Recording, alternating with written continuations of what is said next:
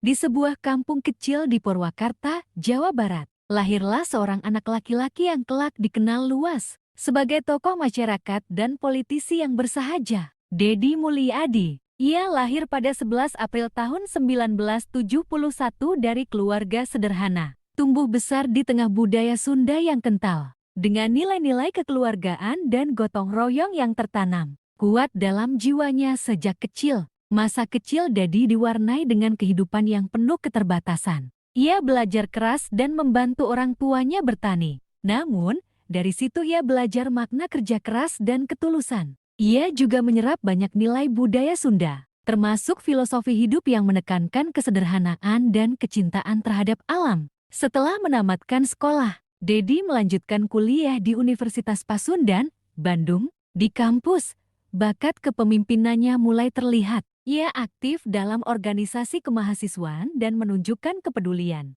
besar terhadap isu-isu sosial. Dunia politik pun mulai menarik perhatiannya, bukan sebagai ajang kekuasaan, tetapi sebagai sarana untuk membawa perubahan nyata. Awal karier politik Deddy dimulai dari bawah. Ia menjadi anggota DPRD Kabupaten Purwakarta dari Partai Golkar pada 1999.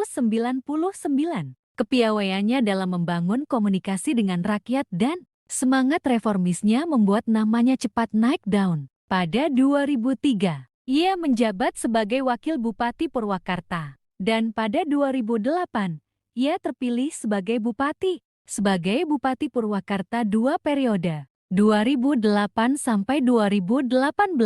Deddy dikenal dengan gaya kepemimpinannya yang unik. Ia memperkenalkan konsep ngabret dan membangun Purwakarta dengan sentuhan budaya Sunda. Ia mendirikan taman-taman tematik, merevitalisasi warisan budaya, dan mendorong pendidikan karakter di sekolah.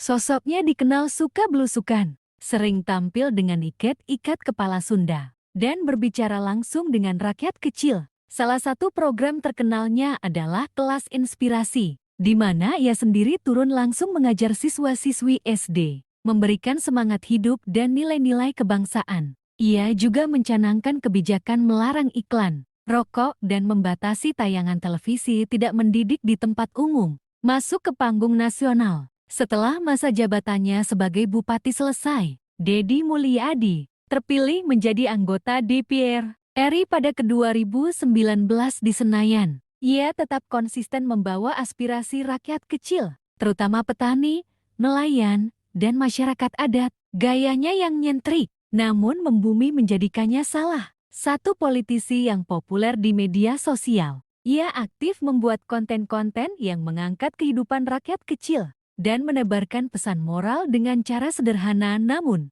menyentuh. Kesederhanaan yang konsisten. Meski sudah duduk di kursi kekuasaan, Deddy tetap dikenal sederhana. Ia kerap turun ke pelosok desa, membangun rumah untuk orang miskin, menyekolahkan anak-anak yang putus sekolah, dan membantu petani yang kesulitan. Semua itu dilakukan tanpa banyak protokol, cukup dengan sepeda motor dan kamera ponsel. Tahun 2024 menjadi tahun bersejarah bagi masyarakat Jawa Barat.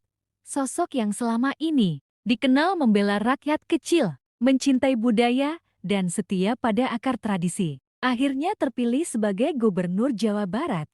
Hari Deddy Mulyadi. Kemenangan Deddy Mulyadi bukanlah kejutan bagi banyak orang. Dalam kampanyenya, ia tidak mengumbar janji, melainkan menunjukkan rekam jejak. Ia datang ke desa-desa bukan dengan panggung besar, melainkan dengan motor tua dan senyum tulus. Ia tidak hanya mendengarkan keluhan warga, tapi juga membawa solusi sederhana dan nyata. Dalam debat publik, ia berbicara dengan bahasa rakyat. Ia tidak rumit, tidak bertele-tele. Ia hanya ingin satu hal, ngabretkan Jawa Barat memajukan Jawa Barat dengan cepat, tapi tetap menjaga akar budayanya. Urang Sunda kudu jiidihat, jembar pikir, jiongwani yang hareupan robahna zaman. Begitu kata-kata khasnya yang menggema di berbagai pelosok Tatar Sunda. Program unggulan Kang Deddy sebagai gubernur. Setelah resmi dilantik, Kang Deddy segera menggerakkan program-program prioritasnya. Pertama, Desa Maju Budaya Ngahiji, menghidupkan desa sebagai pusat ekonomi dan budaya. Ia membangun pasar tradisional modern sanggar budaya, dan pusat pelatihan keterampilan di setiap kecamatan. Kedua, Sekolah Alam Jawa Barat mengintegrasikan kurikulum pendidikan dengan nilai-nilai kearifan lokal, lingkungan, dan teknologi. Sekolah-sekolah menjadi tempat membangun karakter, bukan hanya hafalan. Ketiga, Tani Juara. Ia menyediakan lahan produktif bagi petani muda, pupuk bersubsidi berbasis aplikasi, dan pasar digital untuk hasil pertanian warga. Keempat, revitalisasi sungai dan leweng hutan. Ia menanam jutaan pohon dan membersihkan ribuan kilometer sungai. Ia percaya, leweng ruksak, saipik, kehidupan musnah. Kelima, transparansi dan pelayanan digital rakyat. Semua birokrasi dibuat transparan, cepat, dan bisa diakses secara daring. Tak ada lagi pungli atau birokrasi yang berbelit. Gubernur yang tetap membumi. Meski sudah menjabat sebagai gubernur, Kang Deddy tetap tidak berubah. Ia masih sering turun ke desa, duduk di warung, bercengkrama dengan warga, dan makan nasi timbel beralaskan daun pisang. Ia tetap memakai ikat Sunda dan kadang berjalan tanpa pengawal. Setiap akhir pekan, ia meluangkan waktu untuk berkunjung ke rumah-rumah warga miskin yang dulu ia bantu menengok perkembangan mereka. Bukan untuk pencitraan, tetapi karena hatinya memang terpaut di sana. Kepemimpinan Kang Deddy Mulyadi sebagai Gubernur Jawa Barat membuka lembaran baru. Kepemimpinan yang sederhana namun kuat, tradisional namun adaptif, dan yang paling penting berpihak pada rakyat kecil. Ia membuktikan bahwa pemimpin sejati bukan tentang gelar dan jabatan, tapi tentang keberanian untuk selalu hadir di tengah rakyat. Jawa Barat pun melaju ngabret dengan ruh yang baru, budaya, keberanian, dan cinta tanah Sunda.